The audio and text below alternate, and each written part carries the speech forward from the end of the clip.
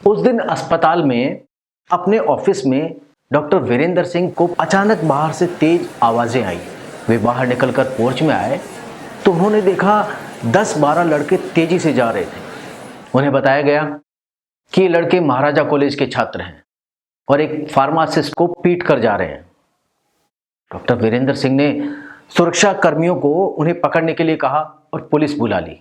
सुरक्षा कर्मियों ने 2 छात्रों को पकड़ लिया। वे मेडिकल छात्र निकले। थोड़ी देर में करीब 100-150 फार्मासिस्ट, कंप्यूटर ऑपरेटर और ठेका कर्मी थाने के बाहर एकत्रित हो गए। डॉक्टर वीरेंद्र सिंह पोर्च में सीढ़ियों पर चढ़ ही रहे थे कि उन्होंने देखा करीब 300-400 छात्र अस्पताल से होते हुए थाने की ओर जा रहे थे। डॉक्टर सिंह ने तुरंत परिस्थिति को भांप लिया। फार्मासिस्ट और छात्र गुट आमने सामने हो जाते तो भयानक मारपीट शुरू हो सकती थी। डॉक्टर सिंह ने छात्रों को चैनल गेट पर रोक लिया, उनकी बात सुनी और उनसे कहा कि तुम लोग ऑडिटोरियम में जाकर इकट्ठा हो जाओ, और डॉक्टर सुनीत राणावत को उनके साथ भेज दिया और कहा कि ऑडिटोरियम में वे इंतजार करें। फिर डॉक्टर सिंह फार्मासिस्टों के पास गए जो थाने के पास खड़े थे। डॉक्टर सिंह ने उनसे कहा कि आप लोग लेक्चर हॉल में जाएं, और डॉक्टर राजेश गुप्ता को उनके साथ भेज दिया।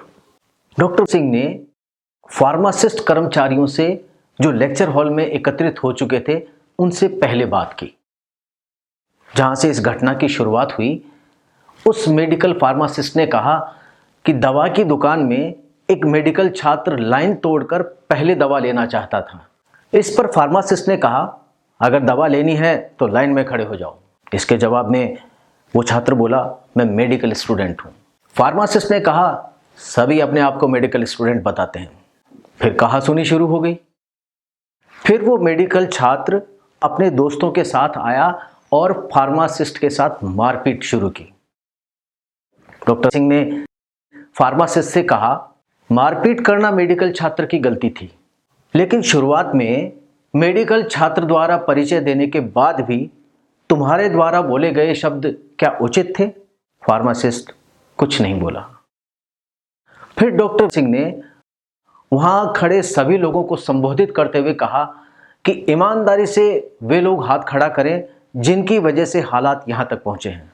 2 फार्मासिस्ट कर्मचारियों ने हाथ खड़े किए।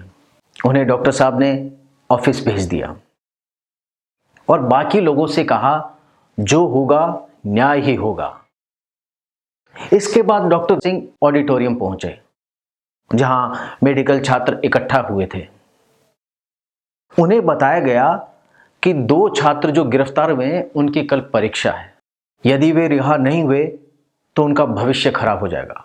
डॉक्टर साहब ने उन्हें विश्वास दिलाया कि वे रिहा हो जाएंगे, और डॉक्टर साहब ने वहां भी उन लोगों से हाथ खड़ा करने के लिए कहा जिनकी वजह से ये हालात बने। 3 छात्रों ने अपनी गलती मानी। डॉक्टर साहब ने उन तीनों को अपने ऑफिस में बुला लिया। इस बीच डॉक्टर वीरेंद्र सिंह ने एसएचओ राजेंद्र से कहा कि उन छात्रों को यहां ले आए। दोनों पक्षों ने अपनी गलती स्वीकार की। उन्होंने गांधी जी की प्रायश्चित वाली कहानी बताई तो 2 छात्रों ने रक्तदान और 3 छात्रों ने 1 महीने के लिए आइसक्रीम बंद करने की इच्छा प्रायश्चित के तौर पर जाहिर की।